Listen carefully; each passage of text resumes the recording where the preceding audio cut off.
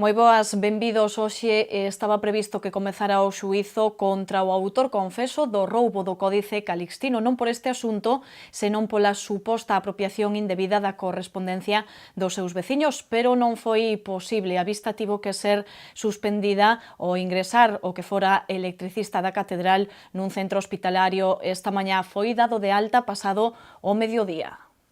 Todo estaba preparado esta mañá nos xulgados de Fontiñas para que comezara o xuízo contra Manuel Fernández Castiñeiras, o autor confeso do roubo do Códice Calixtino, que nesta ocasión se enfrontaba á acusación de terse apropiado da correspondencia dos seus veciños de edificio. Finalmente a sala quedou baleira, xa que a vista tivo que ser aprazada. O que fora electricista da Catedral ingresaba nun centro hospitalario de Pontevedra por un cadro de estrés. Foi dado de alta pasado o mediodía, pero o Tribunal Superior de Xustiza de Galicia confirmaba que o xuízo se celebrará o 12 e 13 de febreiro. A que si estaba hoxe nas dependencias xudiciais era a abogada de Fernández Castiñeiras, que se mostrou moi crítica coa maneira de proceder do xuíz instrutor deste caso, José Antonio Vázquez Taín. Yo considero que la instrucción de este procedimiento se ha llevado cuanto menos de una forma bastante alegre y bueno, me trataré de explicar para que sus señorías vean lo maravilloso de la instrucción del procedimiento, que para mí es un manual de todo lo que no se debe de hacer. Que uno puede dar ruedas de prensa, puede recorrer platós, puede escribir libros y hacer una instrucción legal. Yo no asistí a José Manuel Fernández Castiñeiras cuando le detuvieron, la cuestión hubiera sido bastante diferente. Les aseguro que ese interrogatorio en sede judicial, yo, por código deontológico, hubiera hecho consignar mi respetuosa protesta en el acta. O tribunal tería demandado que Fernández Castiñeiras sexa examinado por un médico forense para ditaminar se poderá asistir ao xuízo que lle agarda a semana que ven e que o próximo luns está previsto que comece a ser xulgado polo roubo do Códice Calixtino. Por certo que o cabido recibiu os cartos intervidos ao ladrón da xoia literaria da Catedral. Mais cousas, o alcalde anunciou hoxe que a Xunta vai acometer durante este 2015 un estudo para ver como encaixaría a estación de autobuses nun futuro xunto coa do tren. Agustín Hernández visitou esa terminal de autobuses para comprobar como quedaron as obras de mellora que tiveron que ver basicamente coa accesibilidade. A estación de autobuses foi obxecto dunha actuación de mellora por parte da Consellería de Medio Ambiente, Territorio e Infraestructuras cun investimento de 350.000 euros. As obras consistiron en mellorar a accesibilidade á terminal adaptándose á nova normativa. Así, entre outros aspectos, reconstruíronse ramplas de acceso peonil, instaláronse novas varadas e substituíronse as escaleiras mecánicas na zona das dársenas. Ademais, tamén se intensificou a potencia da iluminación. Na súa visita á estación esta mañá, o alcalde valorou positivamente esta intervención, pero tamén anunciou un paso importante de cara ao traslado da terminal de autobuses á zona da do ferrocarril. Neste mesmo ano, a Consellería, a través deses orzamentos que ten previsto na partida correspondente, vai facer os estudos iniciais, vai iniciar os estudos para todo o que é o dimensionamento, todo o aspecto de deseño da estación de buses no ámbito da estación de tren para ter ese traballo en paralelo aos traballos que vai facer tamén o Ministerio de deseño desas instalacións. Agustín Hernández facía esta referencia á futura estación intermodal en compañía da directora xeral de Mobilidade, Elena de Lucas. O alcalde explicou tamén que se está intentando arranxar a falta dunha cafetería na terminal de buses que leva meses pechada. No tema da cafetería, como saben, o Concello licitou 2 veces a súa concesión, non tivemos ofertas. Tamén existe un problema ao respecto dos empregados que tiña a concesionaria anterior e, polo tanto, o que temos previsto ao longo deste ano de xeito inmediato é incrementar a oferta en relación coa posibilidade de dispor de bebidas ou de algún produto alimenticio na estación e incluso alguna zona para que se poida consumir ese produto. Ademais desta actuación da Xunta, o Concello, a través de Tusa, realizou outras obras complementarias na estación. En unha semana na que falamos moito de obras, tamén é noticia hoxe a Praza Roxa. Segundo publica el Correo Gallego, vai ser obxecto tamén dunha reforma. O obxectivo é que luza igual que Doutor Teixeiro ou Santiago de Chile, que foron remodeladas hai pouco. Horas despois de que a remodelación da carreira do Conde fose noticia, levantando distintas polémicas ao respecto, el Correo Gallego publica que o Concello ten previsto mudar a imaxe da Praza Roxa con novo mobiliario urbano e xardinería. Ao parecer, o investimento previsto para estes traballos non chega aos 50.000 euros. Unha das actuacións iría dirixida a substituir as actuais xardineiras de formigón que se atopan na esquina de Frei Rosendo Salvado con Santiago de Chile. As reparacións do Concello fanse en función das disponibilidades e do propio contrato de mantemento. É evidente que non podemos atender o 100% da superficie de beirarrúas do noso Concello, pero bueno, hai zonas onde é certo que existe alguna problemática. O que facemos é analizar esas peticións e programar as melloras en función da capacidade da empresa e tamén da propia brigada. Por tanto, é o que faremos tamén na Praza Roxa. En clave turística, este xoves falamos dos datos de ocupación hoteleira que fixo públicos a Asociación Hostelería Compostela. En decembro houbo un 4% máis de ocupación con respecto ao mesmo mes do ano pasado. Para facer o balance do ano no que turismo se refire, só faltaba coñecer a ocupación hoteleira rexistrada en decembro e hoxe deuse a coñecer por parte da Asociación Hostelería Compostela. Así, os hotéis composteláns acadaron o mes pasado un 4% máis de visitantes que en decembro do ano anterior, chegando 27,6% de ocupación. Como é habitual, os mellores datos acadáronse nos establecementos de 5 estrelas, que chegaron ao 37,8%, seguidos dos de 3 estrelas, que casi consiguen o 30% de ocupación. No referente ás pensións, a súa ocupación baixou 11,34% sobre o mesmo mes de 2013, ao chegar a unha media de 23,34% de ocupación. Con estes datos e a falta do balance oficial, confírmase a leve melloría rexistrada no turismo compostelán no 2014. E a Facultade de Química da USC acolleu hoxe unha emotiva homenaxe a Isidro Parga Pondal. Descubriuse un busto deste xeólogo no marco do Día da Galeguidade Empresarial. No marco dos actos de homenaxe que está a poñer en marcha a Universidade de Santiago, se descubriuse na Facultade de Química un busto de Isidro Parga Pondal. O Foro Peinador foi o organizador desta homenaxe, xa que lle dedicaron o Día da Galeguidade Empresarial. Segundo o seu presidente, hai motivos dabondo para facelo. Este señor, aparte de que ser o creador do mapa xeolóxico de Galicia, que foi fundamental nunha época da autarquía, pensai que nos anos 50, en Galicia, había que traer o cemento de importación, e eran cupos da Portland. E este señor descubre uns xacementos e cos irmáns Fernández en Sarria crea Cemento Soural. É dicir, que se puido dar un salto cualitativo na construción. Hasta entón a construción era de pedra e logo empeza a ver a construción onde se combina xa o cemento. O acto presidido polo reitor Juan Viaño acudiron, entre outras autoridades, o presidente da Real Academia Galega, Xesús Alonso Montero, o conselleiro de Educación e Cultura, Xesús Vázquez, e varios membros da Corporación Compostelá. Tras descubrir o busto, realizado por José Molares, celebrouse un acto académico. Nel afondouse na figura de Parga Pondal como peza fundamental na historia da ciencia en Galicia e do sector empresarial da minaría do século XX.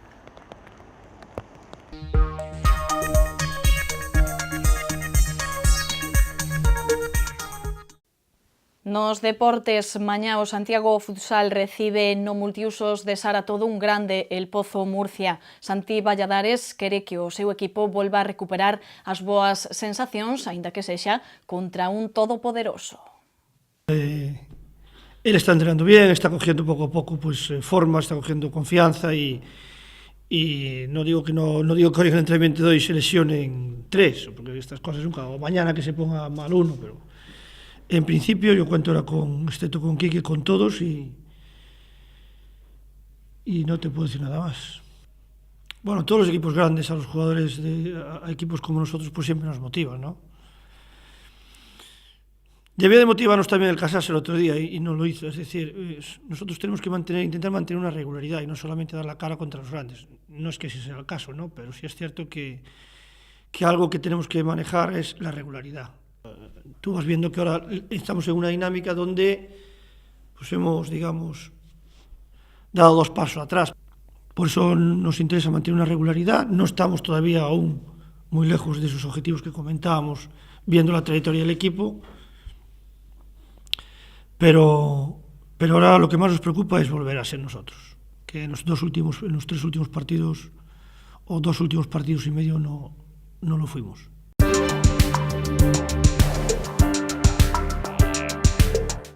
Os amantes da música negra teñen unha cita obrigada cunha nova edición do Blues Nights by 1906. Entre xaneiro e maio haberá 5 concertos nos que o soul e o blues galego serán os primeiros protagonistas. A Sala Capitol acolle un ano máis o Blues Nights by 1906, un programa que engloba distintos xéneros musicais, todos arredor do blues e o soul e as súas variantes. Entre xaneiro e maio proporánse 5 concertos, o primeiro protagonizado por artistas galegos.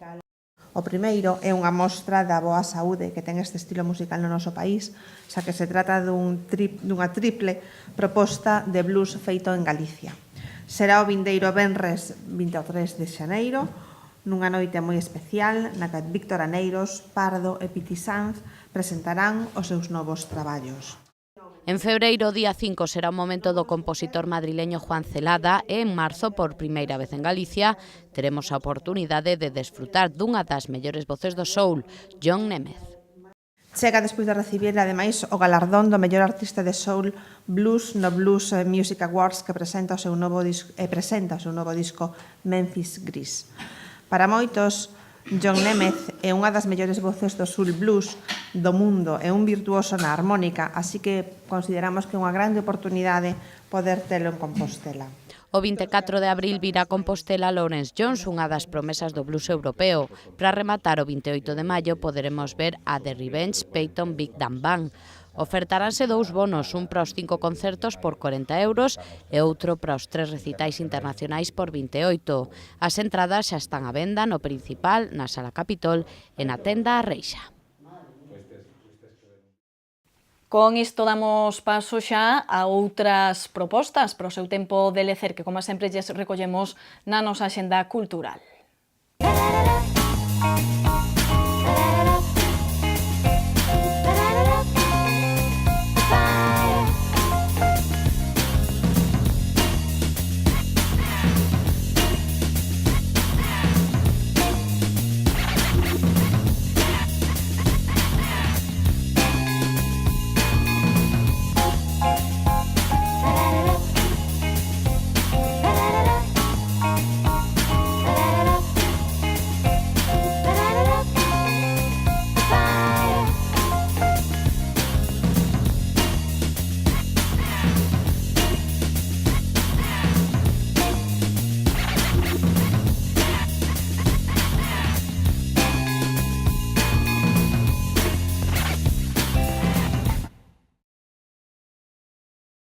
Despois dun inverno tranquilo e soleado, hoxe sufrimos o primeiro temporal do ano, a cicloxénese chamada Germán, que afectou a Galicia e concretamente a Santiago. Deixou na nosa cidade ventos de 80 km por hora e 30 litros por metro cadrado durante a mañá.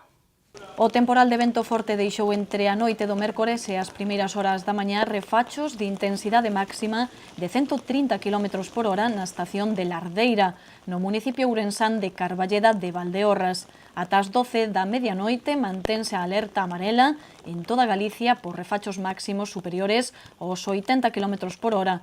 Aviso que se eleva a nivel laranxa na Mariña Luguesa ao poder superar os 100 km. Por fortuna, cicloxénese pasará rápido e pola noite xa nos terá deixado.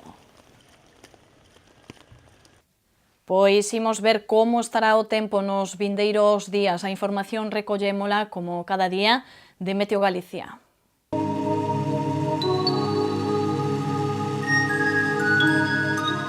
Pedras de Santiago ofrécelle a información do tempo.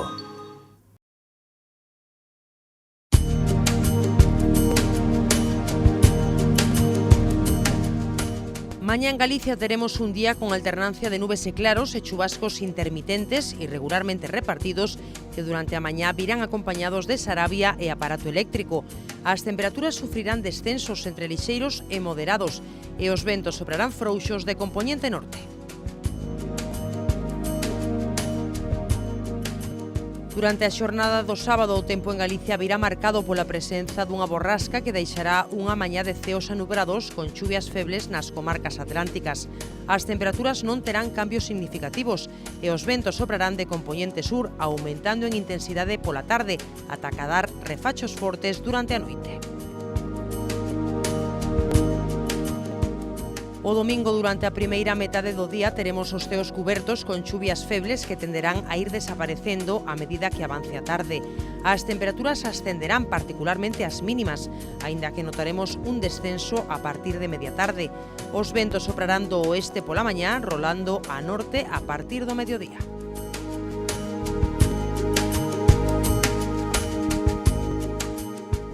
Mañá en Santiago continuaremos con ceos anubrados e chuvias. As temperaturas oscilarán entre os 4 e os 9 graus e os ventos soprarán de dirección variable ao longo da xornada. No sábado volverán os ceos anubrados e as chuvias que se farán máis fortes pola noite. As temperaturas permanecerán sen cambios e os ventos soprarán de compoñente sur con carácter moderado. Pro domingo continuarán as chuvias e as temperaturas sufrirán un notable ascenso, tanto as mínimas como as máximas. Os ventos soprarán de dirección variable.